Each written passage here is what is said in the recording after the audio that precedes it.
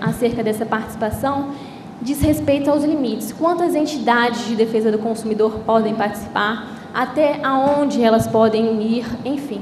É um tema ainda em aberto. Cabe muito ao relator, diante da relevância da matéria, enfim, prestigiar essa participação.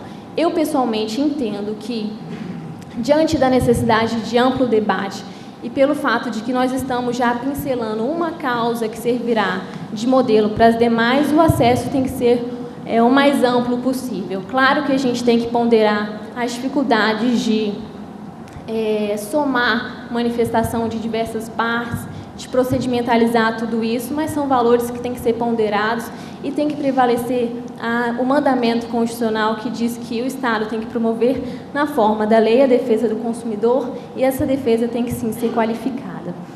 Outra questão importante que foi levantada pelo professor Voltaire diz com a possibilidade das entidades de defesa do consumidor oporem o recurso de embargo de declaração. Por enquanto, isso não foi admitido, até porque a nossa lei processual não permite a interposição de recurso por quem não for parte no processo. Todavia, se a gente for verificar, o recurso de embargo de declaração, ele tem uma natureza específica que é de aperfeiçoar o julgado, né? Aperfeiçoar a prestação jurisdicional, impedindo que aquela decisão seja portadora de vícios de omissão, de obscuridade, de contradição. Então, não é um recurso que visa rejulgar a causa, como tem decidido ampla e farta jurisprudência.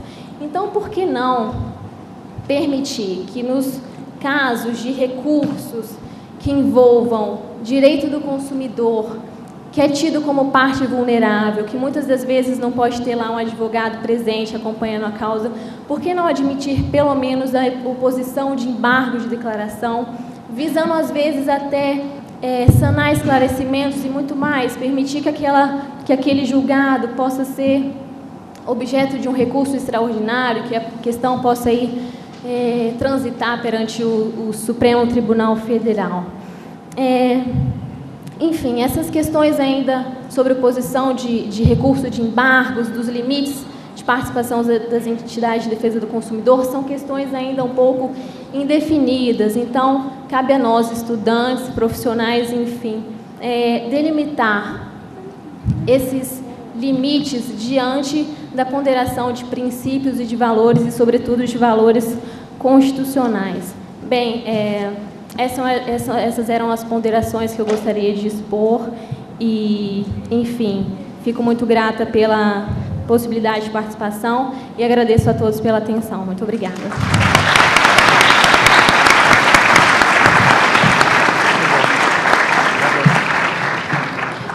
Bruna, eu até gostaria de fazer aqui uma ponderação, até ligando com a palestra do professor Voltaire, da importância da legitimidade nesses processos objetivos, né? O professor Voltaire colocou aqui a necessidade de análise plena para dirimir conflitos em processos objetivos e, diante dessa objetivação de conflitos, a objetivação de processos objetivos, a necessidade de dar legitimidade a essas decisões que afetam tantas pessoas e que, exatamente por resolverem questões por teses e tentar uniformizar o entendimento em todo o país, que necessitam de ampla legitimidade, ampla participação. São processos que possibilitam a participação democrática e que isso tem que ser um foco. E é interessante, salvo engano, nenhum dos recursos repetitivos, os representativos nos recursos repetitivos, são oriundos de ações civis públicas, por exemplo. Acredito que todos são ações individuais, salvo engano, ou se tiver algum, é a minoria. O que poderia ser possibilitada, uma legitimidade nessas decisões, seria a escolha dos remédios que são adotados para a solução de conflitos de massa.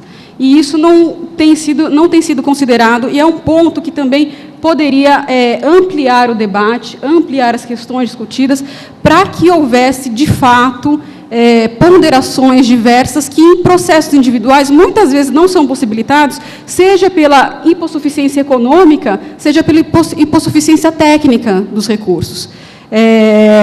Ou pelo menos da limitação das matérias que são levadas e a limitação do debate que pode surgir nesse caso. E aí eu coloco, apresento aqui a palestra do professor Bruno, que trata exatamente desses riscos e desafios para o direito consumidor nessa objetivação do recurso especial. Obrigada.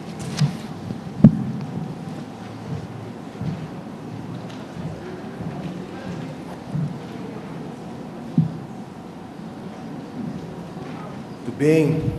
Então, em primeiro lugar, minha saudação a todos os senhores e as senhoras, saudação especial também aos integrantes da mesa, a nossa presidente, doutora Maria Elisa, professor Voltaire, a Bruna, com quem eu tenho o prazer de dividir algumas reflexões e dividir com os senhores algumas reflexões sobre esse tema momentoso, tormentoso, que é justamente o tema da objetivação, né, como se diz, objetivação das demandas individuais, dos processos individuais, tanto no âmbito da Corte Constitucional, do Supremo Tribunal Federal, mas muito especialmente no que diz respeito ao direito do consumidor no Superior Tribunal de Justiça. Naturalmente que não posso deixar de fazer um registro inicial, de sempre vir falar aqui no Congresso do Brasilcom é um prazer, uma honra, e eu me recordava ainda ontem, né, que esse, na verdade, neste congresso, eu faço 10 anos de participações em congresso do Brasilcom. Comecei estudante, a Amanda organizava, lá em Minas Gerais, advogada consagrada, que já era em Minas, com a professora Cláudia.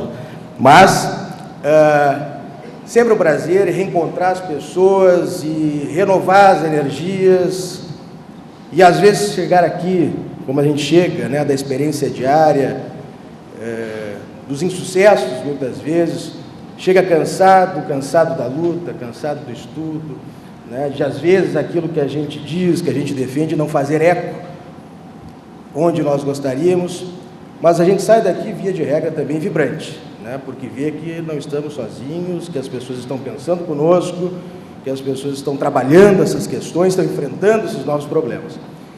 E que felicidade a minha de poder hoje aqui falar nesse congresso sobre um novo problema, sobre uma nova questão, sobre a qual todos aqueles que se debruçam sobre o direito do consumidor, que estudam, que pensam, refletem sobre o direito do consumidor, enfrentam, que é justamente da objetivação do recurso especial e, notadamente, das experiências práticas que nós estamos a vivenciar aí nos últimos tempos. Basicamente, esta preocupação com a objetivação de demandas individuais, ela não é exatamente nova.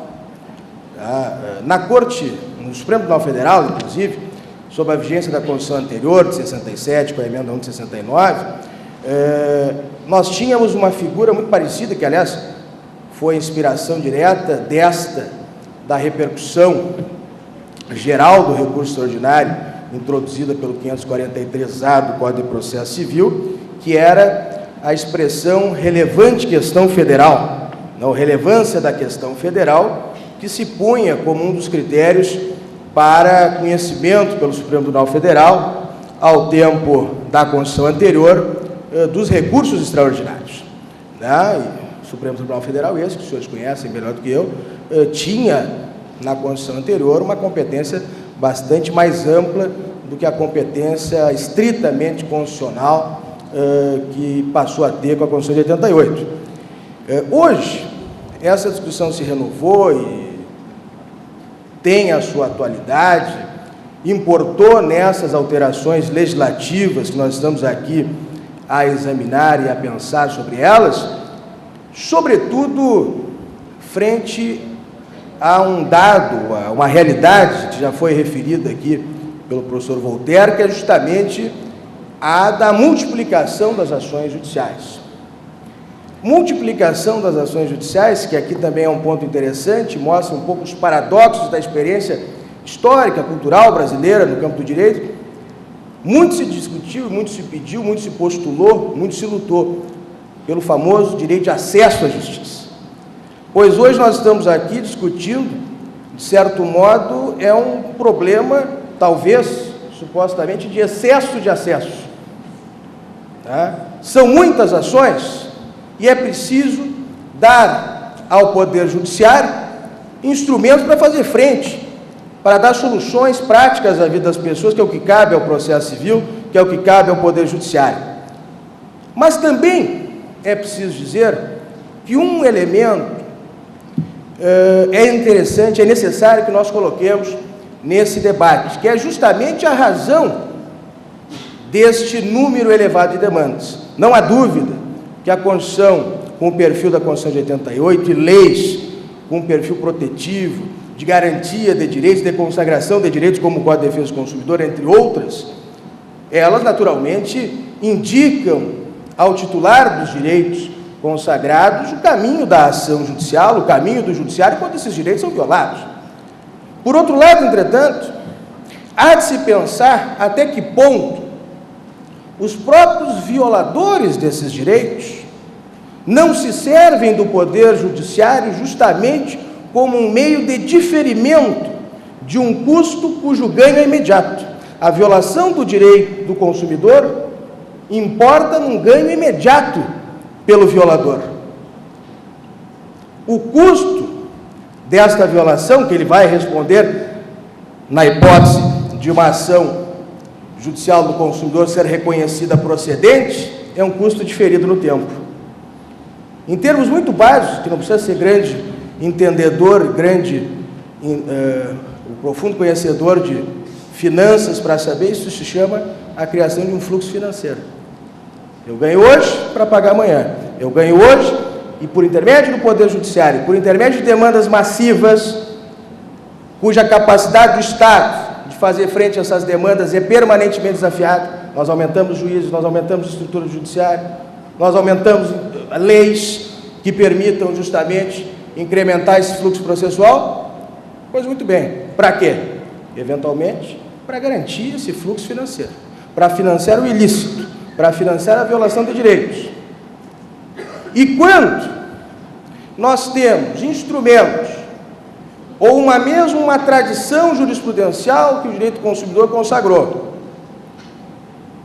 nas cortes superiores, no STJ notadamente, em muitos tribunais estaduais, e não por acaso, me perdoem o bairrismo aqui, mas volta e meia aparece o Tribunal de Justiça do Rio Grande do Sul, e a minha homenagem aqui aos nossos desembargadores do tribunal que aqui estão. Mas quando surgem essas questões, instrumentos processuais são postos, são trazidos justamente para quê? Para limitar o acesso.